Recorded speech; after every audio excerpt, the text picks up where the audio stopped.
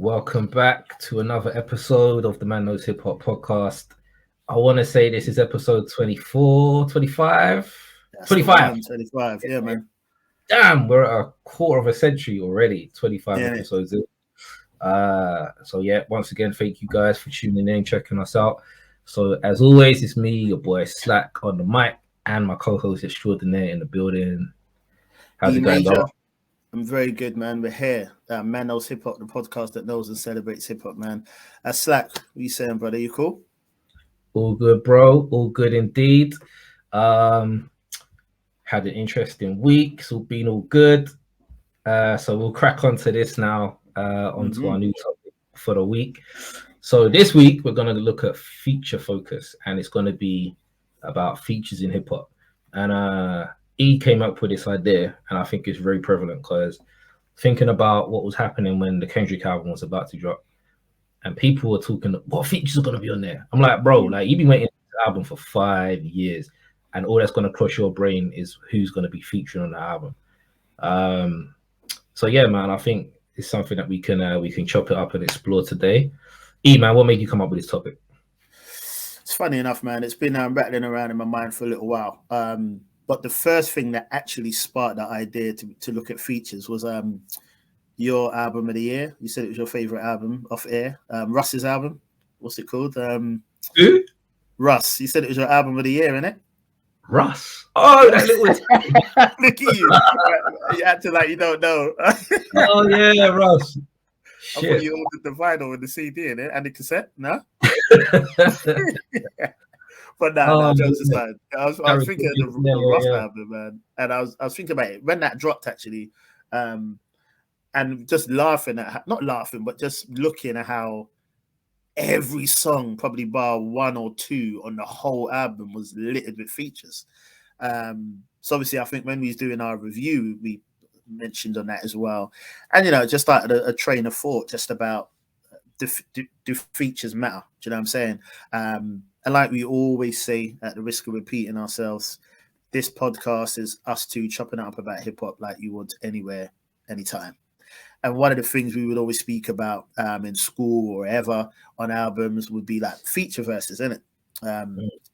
We just wanted this to be a bit more than just, feature verses and highlighting verses, but just to look at features on the whole, man, and how they affect an album, the good, the bad, the ugly, just our thoughts on features, man. So thought it'd be good to chop it up about that, man, and see what the people are feeling, see what thoughts they throw out as well, man, because it's a big part of albums, hip hop anyway. It's a big part of the culture, man.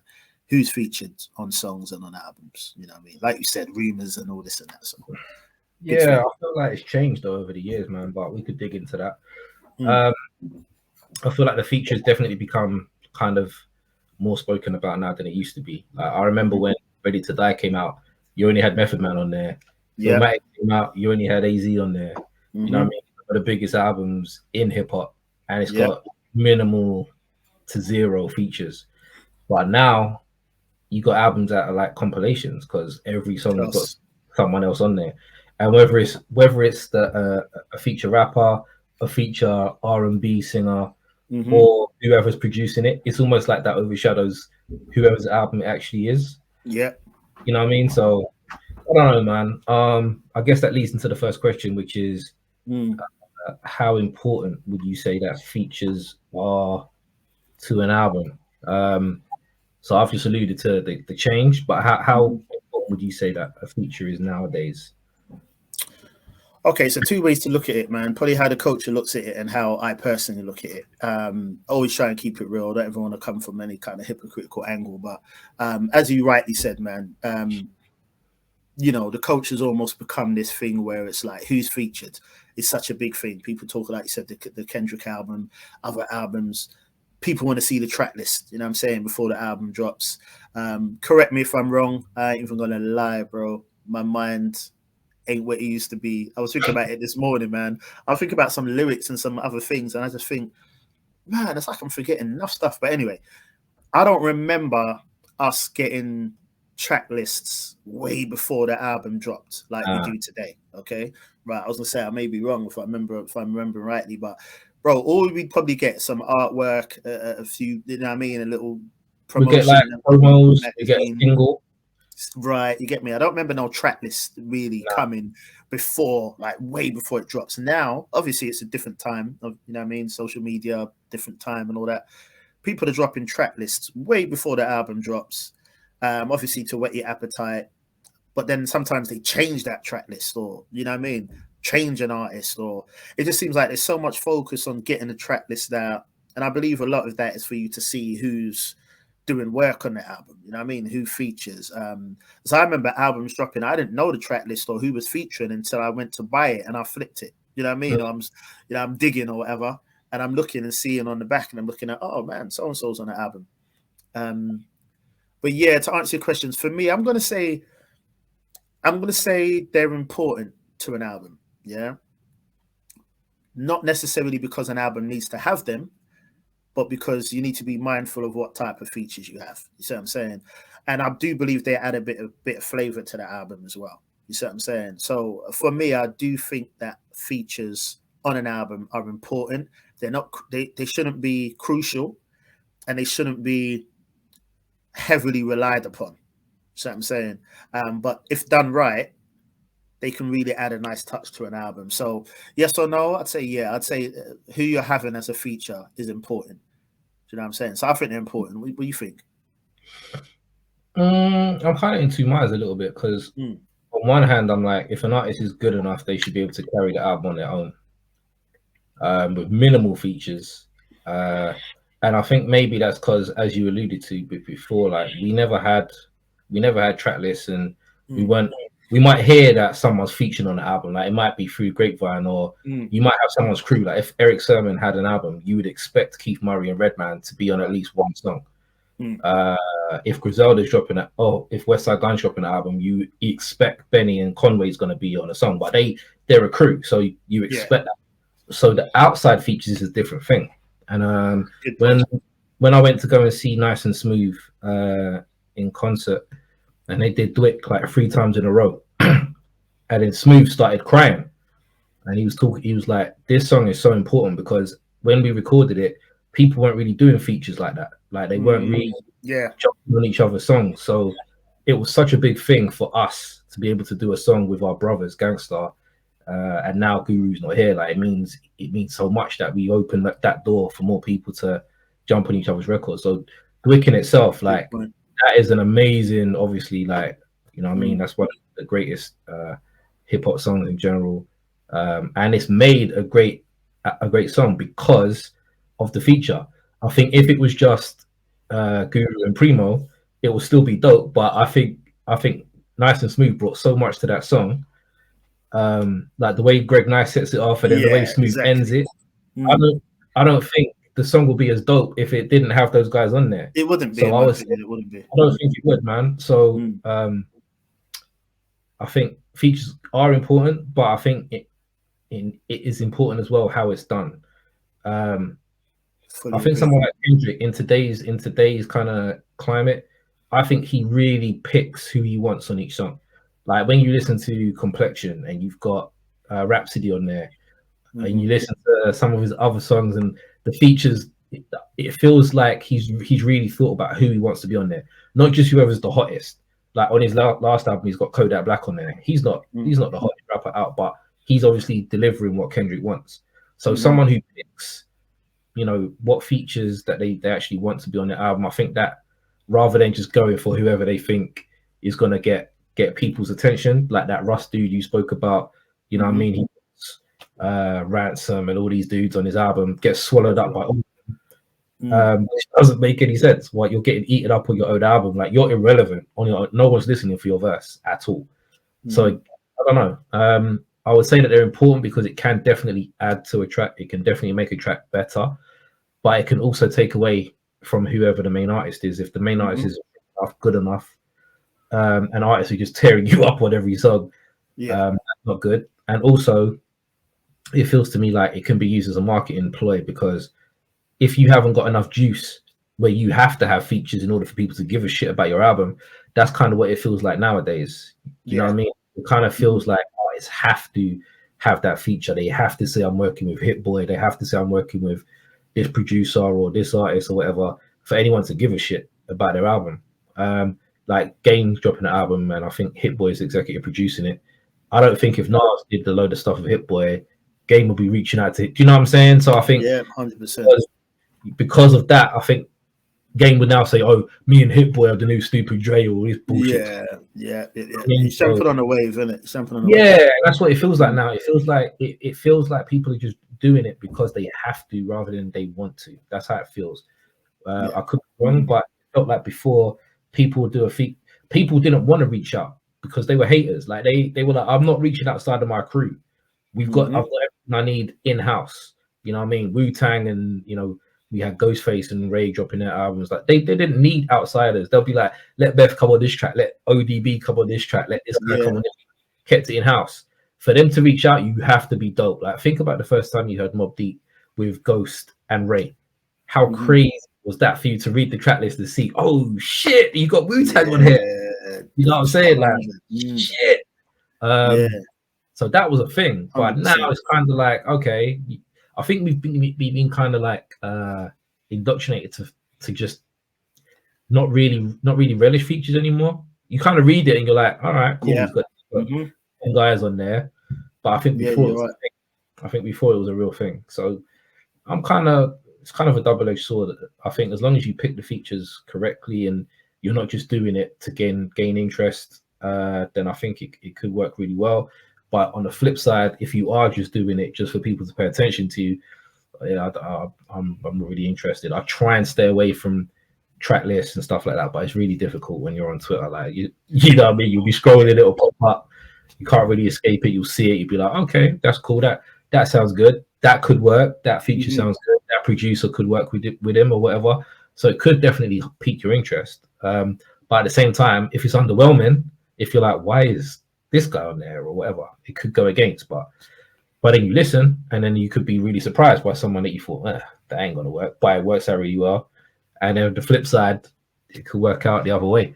What I really didn't like was when there was a whole period of I ain't gonna lie, like back in the day, I hated R&B features on hip hop songs. Oh yeah, I know what you mean. A lot of it felt forced, it felt corny, it felt horrible. Like the Meth and Mary one, that one always sounded authentic to me. Believe it or not, the Mariah and ODB sounded authentic to me.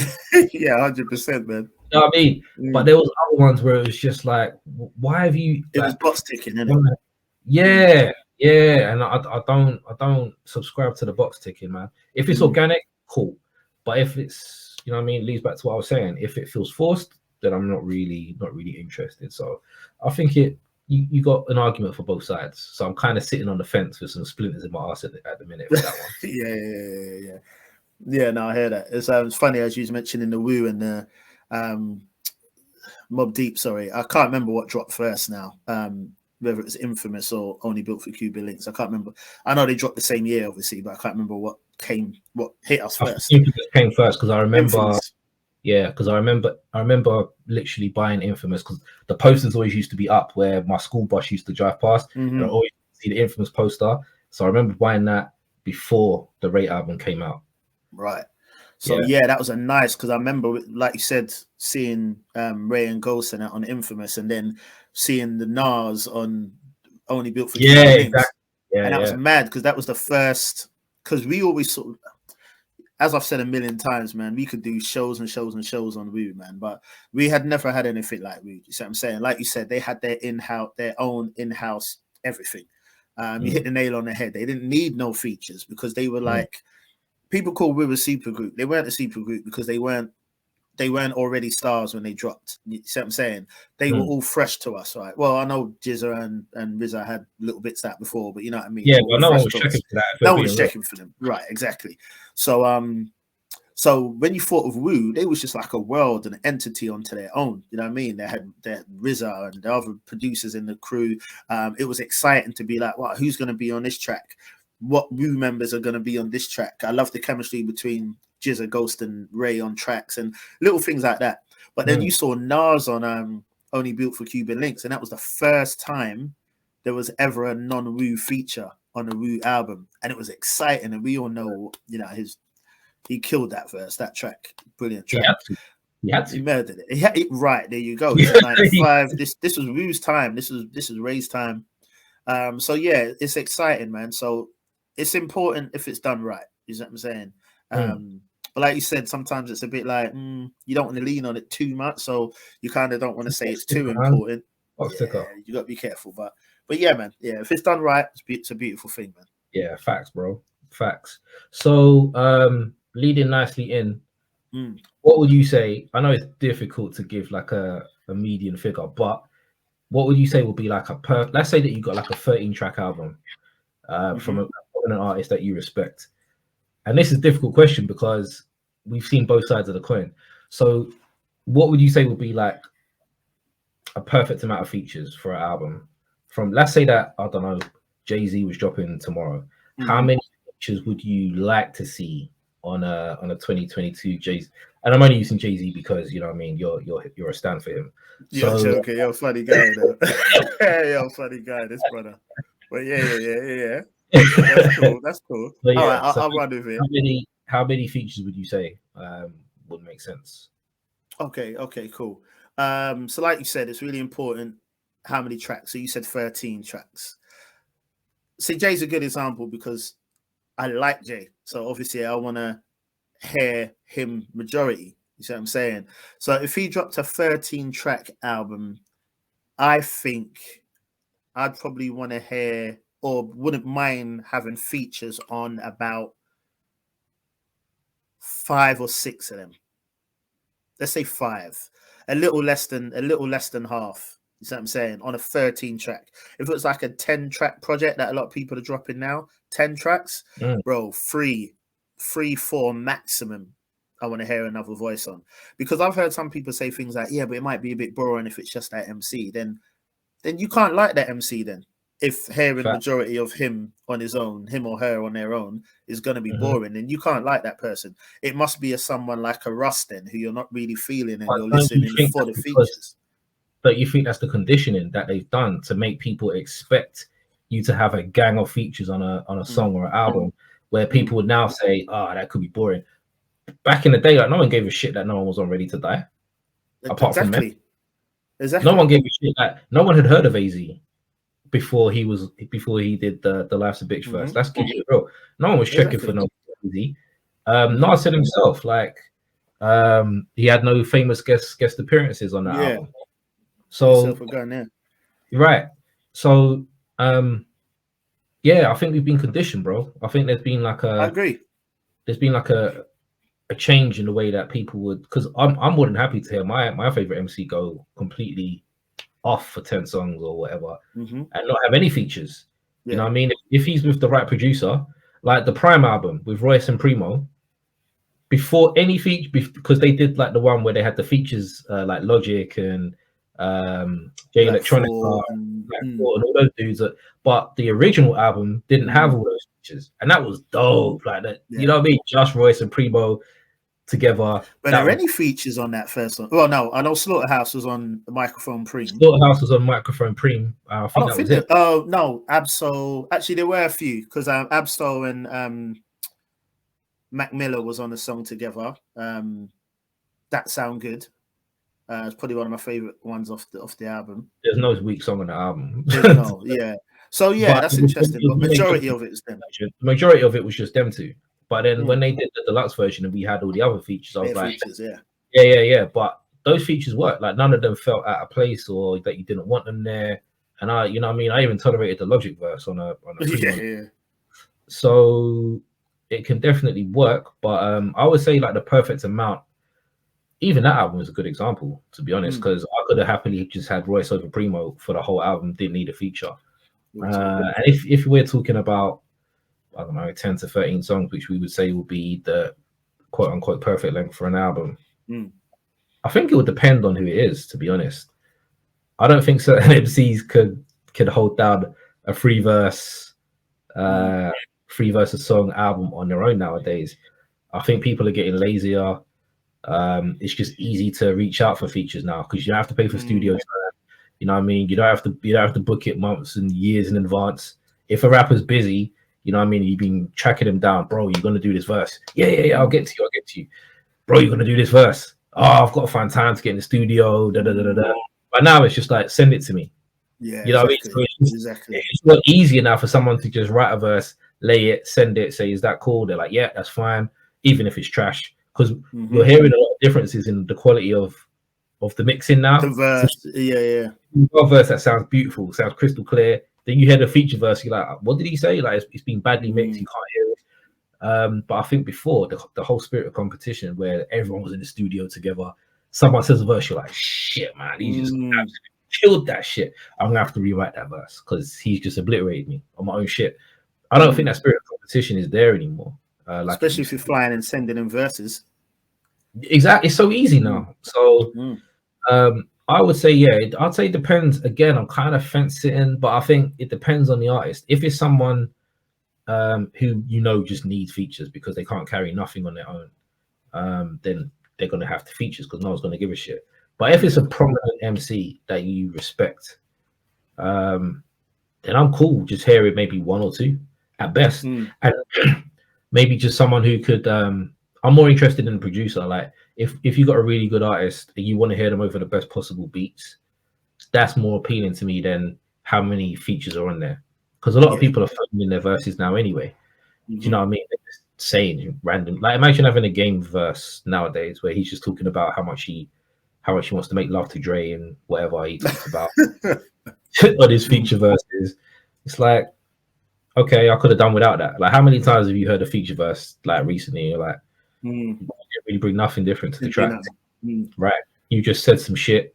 You're just there so people will listen to the song. And in the age of streaming as well, remember, it's different. So people will be like, oh, this person's featured on the song. I'm gonna press play. Every time you press play, that's a stream, innit? So it's different to what it used to be. Exactly. And we wouldn't know who was on the track, like you said, until we actually purchased the album, and then we'll find out. But yeah, I'd say depending on the length, like I said, 10 to 13. If it's an MC that I respect and I want to listen to them, then I don't need more than 1 or 2. 1 to 3 features would be cool for me. Yeah, now that makes sense, man. I hear that, man. So you made a good point when you're speaking about sometimes you hear a feature, a verse, and you just think, okay, that didn't add anything to it. So like, what do you think what makes a feature a good feature for you then personally? Like what apart, obviously the verse has to be sick, but I mean, what makes you say, yeah, that's a good feature? Like, what makes a good feature verse? A couple of things. The first one that stands out to me is that they have to stay on topic. Like, if you've got a song called Complexion, let's go back to the Kendrick and Rhapsody song, for example. I don't want to hear you rapping about chicken wings and Maybachs and Rolls Royces and cars and all that shit, because that's nothing to do with complexion. 100. So I want someone who would stay on topic and add something to the song, and someone who you can tell has come to try and steal the show. So anytime you see Busta Rhymes on a feature, or you see Redman's name on a feature, or you see Luda's name on a feature, or MOP on a feature, they've come to take your head off. They've come to 100. Take you off your own shit, humiliate you. That's what I want. Make it their own song. That's what I want. I want that hunger, that spirit of competition. That, oh shit, he killed it. I'm gonna write something harder than that. So I want that feature verse to be like the first time you heard Scenario, or you know what I mean, like the multiple feature verses we've heard from Red. First time I heard Redman on Throw Your Set in the Air with Cypress Hill, and he was just head and shoulders above everyone else. So you had MC8, you had Cypress, you had Eric Sermon. None of them were whack at all. None. But when Redman's verse came on, and you were just like, come on, man. Like everyone who's watching this now, you definitely press rewind on that Redman verse or that song. Yeah, sick. It's still, so you listen to it to this day, you're just like, oh shit, like he absolutely killed it. So I like that. I like that fact that when you go, that's so sick. Do you know another verse that killed me? The Brat on Missy's song. Not Suck It To Me. bro, she destroyed that. Yeah. To the point he was like, Missy, man, you got eaten alive for that shit. Like Brat does that, you know. Brat does that, man. She don't get enough props, bro. She was dope. Like she was so good. So yeah, I like that. And we keep going back to that because we'll be like, wow, that's dope. Like that was so good. So yeah, that's what it'll be for me, bro. What about you? You know what, man? It's a couple of things, man. I want to say energy though. Bro, you got to seem like you want to be there, bro, man. I'm very much like that. Like, trust me, man. Don't. And I get it. It's box ticking, and you know what I mean. Some people are like, yeah, there's favors. You know what I mean. I put you on my album, but I want to feel like you want to be there. So for me, man, a couple songs immediately come to mind when I talk about not necessarily the feature, but what I like about features. I've got to mention Brooklyn's Finest, Jay and Biggie. The reason I want to mention that is because it's a little thing, bro, but I love it. As I said, everyone's rapped in it. Most hip-hop fans have tried rapping at some point. So, you know, you and your crew always rapping. So we started doing all that, had a little crew called Apocalypse and that, and was rapping and doing our thing, you know it is. But whenever we would kind of rap with each other or have verses with each other, we would copy the format or the style of Brooklyn's Finest, not the flow, but you notice how when they were rapping, and the other person would be ad-libbing the other MC's verse. Like when Jay was rapping, Big's ad-libbing. When Big's rapping, Jay's ad-libbing.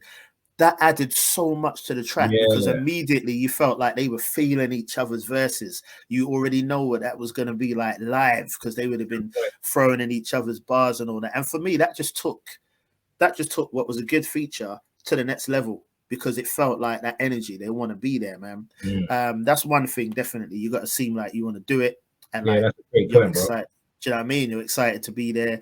Another example would be the Nas I Am Favor for a Favor with Scarface. The reason I want to mention that is because a lot of features are just boring. Not the rapping, but like, yeah, either you start the verse or you're sandwiched in the middle or you take the last verse. That's just it. Nothing exciting. Let me just say, I hate when a song says features and MC and all they're doing is the chorus. I hate that. Let me just throw that out before I forget. I hate that. They really do it, man. Like when Eminem like featuring DJ Premier, you're like, oh yes, Primo's on the beat. And all he was doing was the scratches, bro. Don't ever call Primo's number to do scratches, man. This is what I'm saying, man. It's like you got clickbaited the whole album, and you've got Primo doing scratches. Nah, man. It's like you're being clickbaited, man. And it's just like, nah, I don't like all that, man. Obviously, some people pull it off, like you know, like Barbecue Sauce, Pharoah Munch, with Sean Price. Yeah, obviously, some of them is like the chorus is so sick, it's like a verse, or Buster on. Obi Trice's Old, you know what I mean? Like the verses the chorus, sorry, is so sort of significant. It's like a verse, but yeah, I hate that, man. But anyway, Favor for Favor, Scarface, man. I like the format because if I remember rightly, I might be wrong, but I think Face kicked it off. Then it was Nas. Then it was like half a verse, and then the other MC done another half a verse. I like features like that are a bit abnormal, not just like, I'll give you this amount of money, throw me a 16. That's it, business over. Do you know what I mean? So I just want to hear, like, I just want to feel the energy, man. Like you want to be there, like you're excited, and it makes a good feature. You said another thing I was going to say, staying on topic is crucial because I don't want it to feel like, and I'm like that, bro. If you're going to work with me, innit? If I'm paying you or whatever, like work with me. Don't I know exactly what give me some recycled verse. Like if it's not topic, then it's just a verse you wrote ages ago. And then you're like, all right, well, I'll fling you that one. Exactly. So, you know, like the DJ Clue, the Professional. What I loved about that, obviously, you know, them verses were fresh verses because nearly every song the MC mentions Clue or Duro or something. Like, so, you know, I almost feel like Clue said to them, mention my name because it makes it more like this is evidently for you. This is for you. Yeah, for real. Yeah. And there's something about that I like, man. So that's what makes a good feature for me, man. Your presence being felt, man. And that, like you said, that you know what I mean? Like Primo when he's talking about above the clouds, you know what I mean? That Guru. That was writing in the studio together and they're like, they're looking at each other. Yeah. You want that, man? Nah, I'm going in harder. You want that, bro. You want that energy. You want to be like, nah, your verse is, boy, let me throw that away. You see what I'm saying? And start again. So that's what makes good features for me, man. I want to feel that from your No, music, great point, bro. Great point. And that leads nicely like to camaraderie is a big part of hip hop, man. 100. And I think it's been lost by people sending files. Like if you're all in the studio, and we've all been in the studio at some point in our lives. Yeah, 100. You know the energy in the room. If you've got your boys in there or whatever, and someone's killed it, you're like, yeah, and then that person steps out like, yeah. Then the next person goes in and goes even harder. Then the next person, oh shit, I thought I killed it. Bro, that spirit of competition is missing from hip hop now, man. Agreed. I don't know how we get it back, but it's so what you said there about the Brooklyn's Finest verse is a perfect point. Like I'll listen to Tribe Called Quest, let's say the Midnight Marauders album, and it sounded like they was having real fun in the studio making this music. Like the way that Tip will bring Fife in, or the way that they would end each other's verses, or on Electric Relaxation, where Tip will say something like, my man Fife Diggy, he got something to say. So you'll bring that person in, he'll say his shit, then Tip might finish off the verse, then it'll be the chorus. So it feels like you're literally playing off each other. Now it's literally just verse. That's it. There's no interplay, there's no back and forth, there's no fun. And I think I tweeted something about it. I was like, Tribe made music where you could tell that they was enjoying making hip hop music together. Like you could tell they was recording with a smile on their face. Maybe not so much on the Beach Rhymes of Life album, but definitely up until Midnight Marauders, those two guys were having fun making hip hop, and it radiated through the music. Like you could literally feel it. MOP, you could tell they love making music together. Like you can just tell, like the way that they bounce off each other. Underrated, bro. Underrated. Top 3 for me, man. Love MOP, man. Guys, I'll die on that hill, bro. Them guys there are amazing MCs, bro. And the way that they interplay, the same thing. Like Dan's will throw Fame a line, Fame will come in and finish it or whatever. Underrated. EPMD, one of the greatest as well when it comes to back and forth. You know what I mean? The way they will play together. So it's more than just calling yourself a group or a duo or whatever. You say a verse, I say a verse. That's not the same as feeling like two of you are one. Two of you are. Do you know what I'm saying? 100%. Outkast had a similar thing as well. You know what I mean? They could.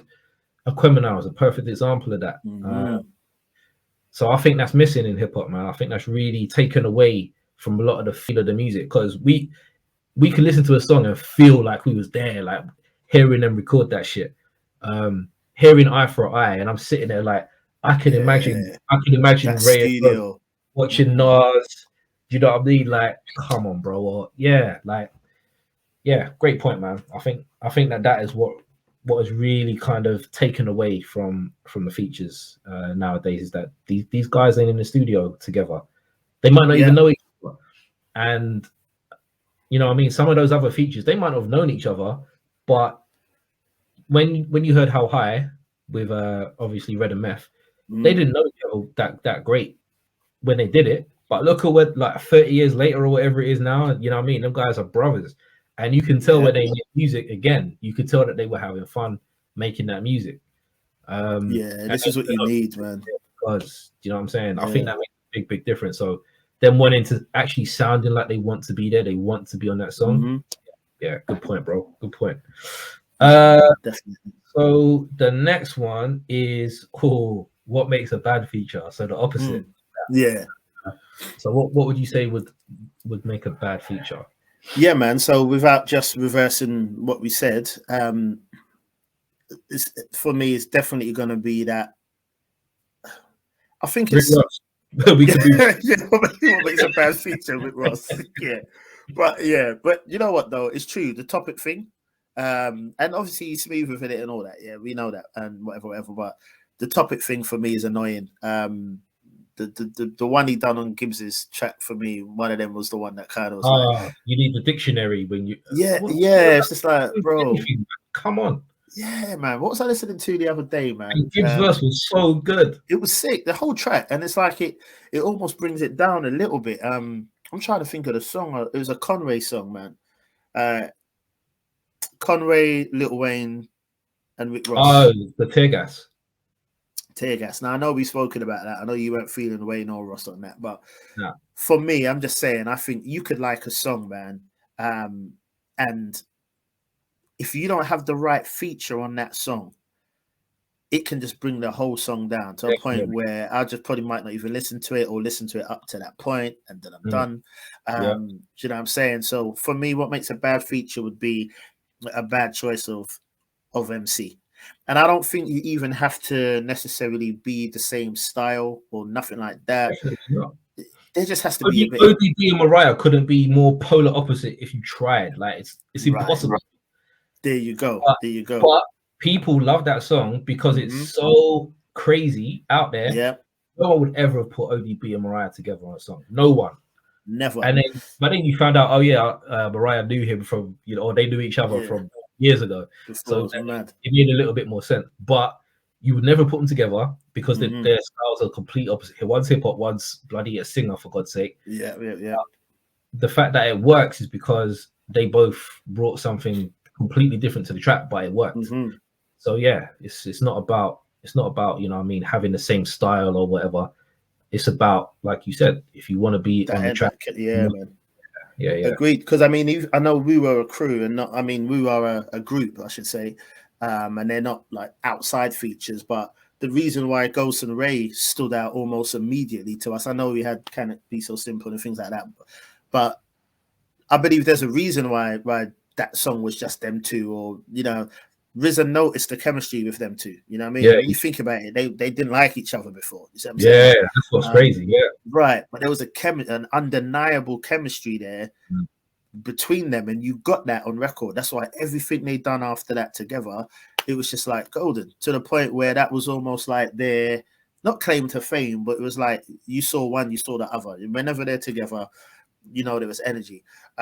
So when that energy is missing, when someone seems like it's just a like box ticking, or it's just a paycheck for them, it's a bad feature. A feature that's placed badly, doesn't stay on topic, as we said, and just like they don't really seem like it's about the camaraderie. It's not about that, like you said. It's just about maybe getting some money for that moment in time. You know what I mean?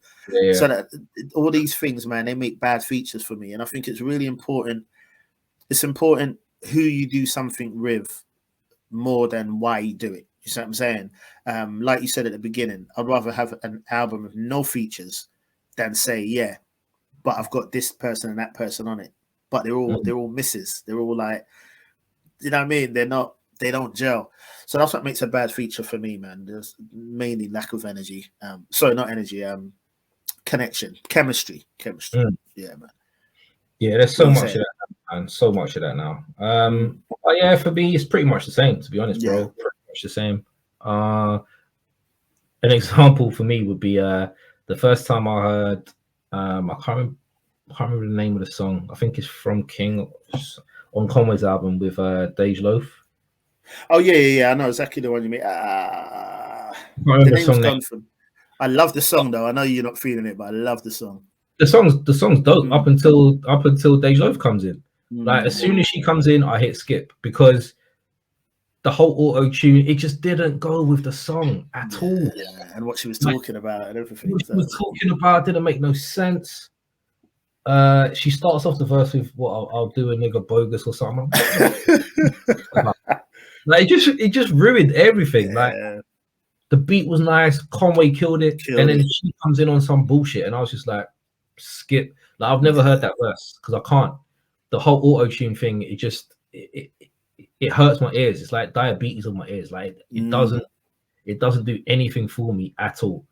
And that certainly didn't do anything for me. So that made a bad feature because it just simply felt out of place. Like it just didn't fit.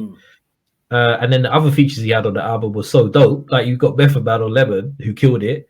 Do you know what I mean? And he's got the other features like Havoc or whatever on or Hell and whatever. But then you've got Dej Loaf, and I was just like, nah, man, it just doesn't fit. Rick Ross on anything. I'm not interested in hearing about whatever you're talking about on a track that has nothing to do with what you're talking about. So again, staying on topic is definitely a thing for me. I like the MC to be able to stay on, because that's a talent in being able to write a rap. Yeah, of course. Can you stay on topic or stay on course about what this song is trying to say? You know what I mean? Like let's imagine we had someone like, I don't know, let's say we had Rick Ross featuring on Fight the Power. You know what I mean? Chuck D's talking all this knowledge to power, and then you got Rick Ross. You know what I mean? Remember Maybach music? Yo, my lemon wings. Like, get the fuck out of here, man. Wow. Yeah. So, yeah. Just yeah. Oftentimes, man, a lot of these features you can tell, like you said, bro. Like they got a bag. They've been promised whatever. You know what I mean? Because it's about budget as well. So you know what I mean? They're with the label and they're like, okay, this is your budget. This is how much it's going to cost for this guy who's hot, for you to get a feature from them. So their price goes up because they're considered to be a hot rapper. In order for you to pick all the boxes, you need a tune for the ladies, you need a tune for the clubs, you need a tune for the streets, you need a tune for the charts, you need a tune that maybe kids will be, you know, not too offended by. So you can sell some albums, and you need a feature from this guy because, you know what I mean, he's on every album and he's hot at the moment. And a lot of features now, it kind of feels like that. It feels like they've been told that they have to have all these ticks, otherwise their album ain't coming out. Do you know what I mean? Yeah, no, I agree. Man. I guess a lot of times, like, artists will say, I didn't really want to do that song, I didn't really want to do that verse, or I didn't want to work with this dude, but the powers that be have said that I have to, or whatever. And sometimes you can really hear it, man. You've heard feature verses where they're just phoning it in, literally just phoning in a verse. Definitely, man. You can tell when there's no passion behind it, no energy behind it, man. You can really kind of notice that. I think it was Pun and Nori. Noriega was talking one time years ago, and he was saying, as we know, I think it might have been 98 time, when he was saying that him and Pun were getting called a lot for features, man. And you know, Noriega's a funny guy, and he was like, we were just doing it, like, but he was saying that because they obviously were like good friends and that. And he was just saying that sometimes they'd be laughing to each other, saying, "Oh, so and so wants me on the track." They'll just like throw out any old thing and get the bag, and that's it. Kind of like, you know what I mean? It's almost like that. And obviously, I'm not saying like it's a good thing. I'm laughing, but I'm just saying it goes on. You know what I'm saying? People will do it, just like 98, man. Jadakiss said it. I think it was 98. When there's like people throw us on their album just to boost their sales. You know what I mean? So sometimes it's a little bit of a. You don't really check for me like that. You want me in the album to boost your sales. Okay, give me this amount of much and I'll do it. So it's almost like a scratch my back, I'll scratch yours. Basically. But I think you can always feel when it's like that, man. Yeah, you know definitely. You can always feel it. And that's why sometimes you'll get features where, not all the time, obviously, sometimes it's label stuff and blah, blah, blah. But that's why sometimes you'll get features where the person ain't even named. Not because they've done it for free or whatever, but because it's almost like an unofficial feature. And it's when you start saying, so-and-so repairs courtesy of blah, blah, blah, or you start putting their name down is when royalties, money, and all that gets involved. But sometimes it's like, just jump on the track. I won't even put your name down. I just want just be on the track, you know what I'm saying? And then it's almost like, hold that for that, do this, it's over, just for the love. And sometimes you like that because it's almost just like, yeah, it's just the energy. I just want to be a part of it without the politics. But yeah, it's the feature game's a hard thing, man. So it's got to be done right, man. It's good, man. It's got, like you can pull it off or you can't. It's one of them. So I guess that leads nicely into, who would you say would be 3 notable features for you in hip hop? 3 notable features, man. And it's key, I think, here to, we're not saying that these are the best 3 feature verses of all time. I'm just talking about for me. And I answer these questions, they're for me personally. So 3 notable verses, and we ain't spoke about this, so we may even catch on some verses, but I wrote a few down. I'm gonna say definitely got to be Twister, Pole Pimp. I remember you even tweeted about that the other day, and we was chopping it up a little bit about that. That verse, like, literally blew my mind, bro. I remember it like it was yesterday. Now, every syllable, every word, trust me, everything about that was crazy. To this day, like, I still listen to it so hard, and I remember because that was the first song I heard from Do or Die, obviously, and I liked Bone. Obviously, everyone liked Bone at the well. I shouldn't say everyone, but most people were feeling Bone at the time, innit? And then obviously, so Bone drops, and then I heard Do or Die, and I was thinking, who are these people, man? Like trying to rap like Bone Thugs, you know what I'm saying? But I just ended up really liking the track. Shout out to Do or Die, though. I like the album. The album's hard. Picture this. But yeah, so when Pole Pimp came on and I saw the video, so I saw the video like before I even heard the song. And I ain't even gonna lie, bro. I weren't even really up on Twister at the time. I know he probably had a couple albums out by then, but I weren't really up on Twister at the time. Do you know what I'm saying? But I just remember thinking, rah, like, like, and when you listen to it back now, like you said, I'll rap it like from start to finish, easy. Bro, it's like he goes fast, slow, up, down. He's proper just playing with, and he's on beat the whole time, like nothing is wasted. It, bro.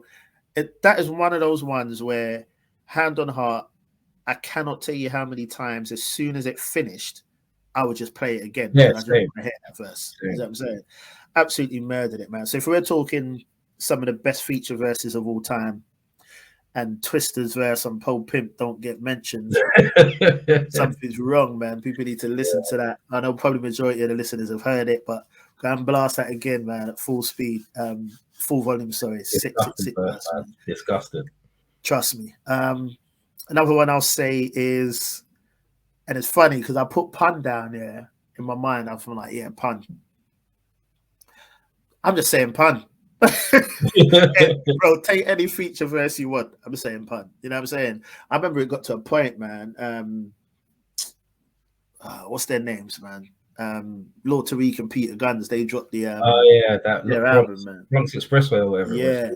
But the funny thing for me, I remember going in. I say it all the time, but just for the beat, big up just for the beat. I remember one time I went in there, just like you said, man. We would just go in there and just flick through. What shall I buy? Yeah, that's literally it. So you're just going through, man. What shall I buy? What shall I buy? I'd only heard Thing at the time, obviously, Uptown. Yeah, so I'm like, okay, cool. And I remember pulling it out, thinking, okay, an album. I remember turning it around, bro. No word of a lie. As soon as I saw Big Pun feature and Sticky Fingers feature, I bought it. Like, not for anything else. I bought it off of the strength for the single and the features from Pun and Sticky. So that shows you actually, you know what I'm saying? So that kind of shows you. Features do to the album. Yeah, they do something, you know what I mean? But yeah, so Pun though. But if I'm gonna pick a verse, I'm gonna go with Terror Squadians. Yeah, so many people sleep on this track. The beat ain't the best, I get that, but Terror Squadians off the Don Carter Jeter album, Fat Joe 90. When was that? 98. Yeah, a lot, bro. I guess if you weren't really, I don't know. Obviously, the album was good. What album, sorry? I thought that album was good. The yeah. Gina album was good, but it's nothing that I revisit. Do you know what I mean? It's one of those albums that I played it a long time ago. I thought, oh, that's cool, but you wouldn't catch me like play that album. Do you know what I'm saying? It's one of them ones. Bro, I killed it. You know why? Like we've spoken on a few topics. That year was such a transitional year. It almost felt like, not you particularly, but it almost felt like a lot of people was boycotting commercial hip hop. So a lot of your commercial hip hop that dropped, I feel, was, I know for sure, people almost looked down on you at some point for like even like bigging up that music or listening to it. It was almost like underground or nothing. Do you know what I mean? So I've noticed a lot of those commercial albums from around them times, even though the sales obviously was saying something, a lot of people never really checked for them. And we know Jealous One's Envy, 95, Fat Joe, personal classic for me, brilliant album. But I think he started entering into that realm of being commercial around 98, right? You know what I mean? He dropped the track with Puffy and little things like that. It was just a weird year, as we spoke about. Some song about Triz or something. Yeah. He had a load of like songs for the girls or whatever, and I was like, this formula, I didn't like the formula. It was so paint by numbers. It was like song for the women, no doubt. But it's a hard, like you said, it's a hard album though, bro. And obviously I loved Pun. I checked for Terror Squad hard them times anyway, but it was Pun's pen was just all over that album. So yeah, you can tell he wrote a lot of that shit without a shadow of a doubt. And production on that album, like LES, Primo, Buck Wild, like it was a hard album, man. Diamond D, I think, was on that. But yeah, so the track Terror Squadians. A lot of people sleep on it, man, because they don't really, maybe didn't really check for that album. But Pun's verse on Terror Squadians, he absolutely kills it. It's probably one of my favorite Pun verses. He goes I'll have to go back and listen to that again. man. Like, so if you're watching this, man, throw on Terror Squadians, man. There's humor in it. There's dark humor in it. There's just flows galore. He just kills it, man. So yeah, I'd have to mention Terror Squadians. Another one. I'm trying to stay away from the too obvious. There's so many we can mention, man. But I want to say as well, Kendrick Lamar, Nostalgia. That was Pushers. Incredible, yeah, bro. Loved it, man. And it's, for me, I just think that's the energy I'm talking. See, this is what I'm talking about. Pusha must have said to him, look, this is what the track's about. You know what I'm on. Let's do the verse. Now, Kendrick went and showed up for that. You know what I'm saying? He never just said, I'll get something together. Yeah, bro. He killed it. The way he spoke about the drugs relating to like the drug sales, like looking at it like it's music though, and like the discussion with his dad and all that. I just thought he absolutely killed that song, man. So Nostalgia. I'm gonna mention one more because, as you know, I'm Mr. Honorable Mention. So I'm gonna mention one more, and I'm gonna say DMX on 4321. Reason I'm saying that intentionally is because whenever people talk about 4321, it's cannabis or meth or red even. I never really heard DMX get much mention on his verse of 4321. My favorite verse on the track, bro. I love DMX, of course, rest in peace DMX, but still, I just think it was wicked, man. Obviously you had red, you had meth, they all killed it, we know that. But DMX's flow on that track, I just thought took the track to a next level, man. As soon as he came in, Stay Out the Dark, it was just over. I think he killed it, man. So one of my favorite feature verses from DMX, 4321. But I could literally reel off enough, so I'm going to stop there. There's some standout feature verses for me, and I think if you go back and listen to this episode, all the things we've spoken about, the energy, the showing up, the being like you want to be there, the camaraderie, actually seeing it like a challenge, probably saying to yourself, now I need to have the sickest verse on this. They all done it. Do you know what I mean? And Pun done that to people. Lastly, I'll never forget, man, Cannabis as well. His feature verses were insane. You know, he made Pun want to go and rewrite verses if Pun heard Cannabis was on the track. So features, man, you got to bring it all, man. But yeah, I'll throw them out. So hit us with some verses for you, man, that you'd say stand out for you. Like you said, bro, there's like a million that I could pick. I've got a Busta Rhymes feature album. It's got 201 tracks on it. I don't know where I got it from, but it's literally every song that he's got a feature in, and it's done in chronological order. Man. So it starts with the very first feature. So we're talking like Big Daddy Kane, all them guys that he did the features on, obviously Tribe, Scenario, and it goes all the way through to like the late 2000s. Bro, this man is absolutely insane with the features. So I could just go on day long, but I'm going to try and stay away from the obvious. I'm going to try and I don't know. I was going to say Cannabis Beast from the East because I can literally remember where I was when I heard that verse. I had bought the album and I put it into my Discman or whatever I was using at the time to play music. And I was just there listening to the album on the train or whatever I was getting home. And when I heard this guy's verse, because Redman was on the tune, and at that point, Redman was my favorite MC. So to hear Cannabis come in after Redman and destroy the thing the way he did, bro, that verse there just changed a lot because trust me, he absolutely just obliterated that shit, and he just kept going. He was just like, you thought he was gonna end it, and then he was talking about when people's writing on walls in caves before Bob Marley had a fade and all this. Jeez, and he just going, and it was just hard, bro. Just everything about that verse. So if you told me, so true. if you told me when Cannabis was like in 2022, where his career is now, if you told me that in '98, there's no way I would have believed. Nah. Like this guy is the truth. So I have to put that one out there, even though it's kind of obvious, but yeah, you can't really escape that one. One of my very favorite features is Lord Have Mercy on Get Off My Block with Busta. Lord Have Mercy's verse on that song, because there was little things that he said, and it weren't until later on I was like, oh shit, that's what you're talking about. Because he's talking about I released Minister Malcolm from behind Venetian blinds, and I was like, what's he talking about? Then he's talking about golden showers from rooftops. So I was like, oh shit. So he's talking about and pissing on the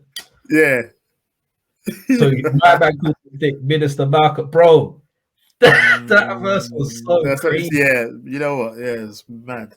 So he's very underrated, Lord Have Mercy. Yeah, he's sick voice as well. Dope. The voice, he's got so many dope lines, just crazy, man. Who else can I say for my my last one? There's the obvious like Nas on verbal intercourse and stuff like that.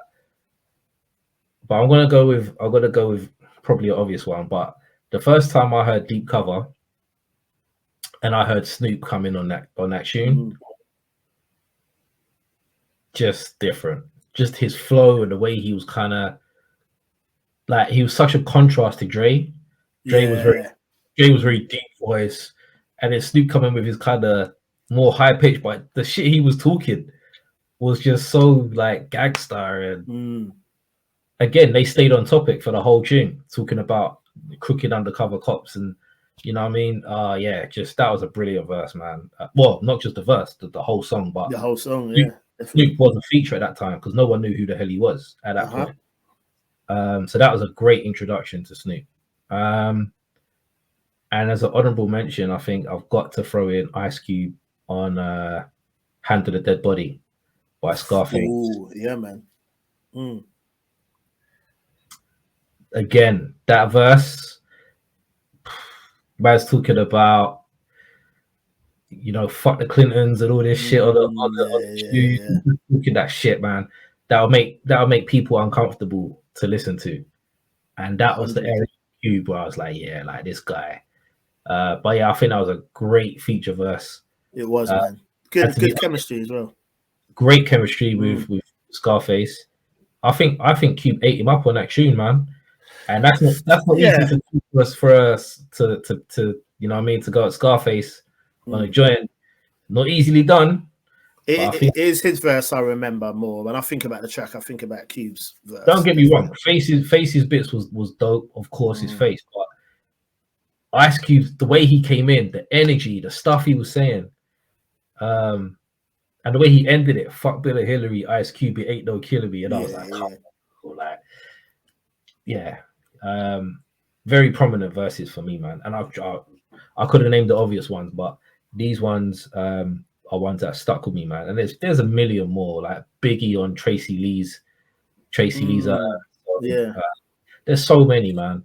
Biggie on anything, pretty much. Yeah, true. Biggie on Total, Biggie on 112, Biggie on Flavoring Your Air remix, Biggie on the B side with the Brat. Like there's Biggie on You Can't Stop the Rain with Shaq. Like we can go through that, bro. We can go through all of those verses right there. Be like, Biggie absolutely obliterated all of that shit. 100%. Yeah. Bro, I wouldn't do that with fun. I want to do it. You just don't do it fun. For the love of the culture, man. So obviously you got the pun I mentioned, Terrorist Guardians. You've also got John Blaze, obviously kills that. Banned from TV, absolutely killed that. Fantastic Four killed that. And yeah, a few have gone from my head now, but every time this man featured on a song, Beat Nuts, of course, off the books. Bro, every time he featured on a verse, he would just kill it. You said, how can I forget the remix to Onyx, Shut 'Em Down with Nori? Killed that, bro. Listen, don't get me started, man. You know, like what you were saying about 98, if you said about Cannabis, bro. 98 for feature verses, was Pun. I mean, I know a lot of people were getting called up, yeah, but I mean, if you got a verse from Pun or Cannabis in '98, even that Beast from the East, man, I never feel like you said. That's why I laughed when you said it. Is I remember when I first heard it, I was in a car and it was playing on a tape, and I'm thinking, yeah, this is mad. Then obviously start speaking about this whole Steven Seagal, but it was that bit when he said, "I'll make you question any and everything you've ever believed in." I was just like, nah, bro. But and his verse on Fantastic Four as well. Wow. Listen, man. Yeah. Cannabis and Pun, man. But woo, yeah. Feature verses, man. Come and just mash up the thing, man. For sure, man. So yeah. Go on, bro. No, bro, go on. I have to say, let me throw a question to you then, man. It just came to mind, actually. So we're talking about Cannabis and Pun, brother. Who would you say now, not now as in a rapper from now, but just now we're here, 2022, any MC you want from any time past, who would you say is probably not the best, it's impossible, but who would you say is probably one of the best MCs for a feature verse? Not albums, not whole songs, but who, if your life depended on it, who do you think is always going to deliver that fire feature verse? I can't give you one name, but I can give you a list of names. Yeah. Anyone to dispute me with when it comes to being on a feature on a verse. Busta Rhymes. If you see his name on a verse, forget it. You know he came to eat. Yeah. You know he came to take that shit. End of story. Method Man. Jadakiss. Redman. Ludacris. Yeah. The Brat. Yeah. Yeah, I'd say those. Like any time you see any of those guys on a feature, forget about it. It's over. Yeah, they've come to eat, they've come to take your tune and make it theirs.